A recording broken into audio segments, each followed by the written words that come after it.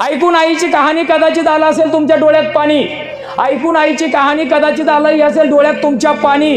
कारण जगाच्या पाठीवर एक सुद्धा माणूस नाही ज्याला कळलं नाही मायेनं भरलेली माय. पण मला सांगा, तुमच्यासाठी राबणाऱ्या, तुमच्यासाठी झटणाऱ्या, दाराच्या आडमध्ये रडणाऱ्या त्या बापाचं काय? लक्षात ठेवा, तुम्हाला एक बाप कळाला, तुम्हाला मारणारा, रागवणारा, प्रत्येक वेळी रडवणारा. पण आज एक बाप तुम्हाला सांगणार आहे, तुम्हाला आयुष्यात घडवणारा.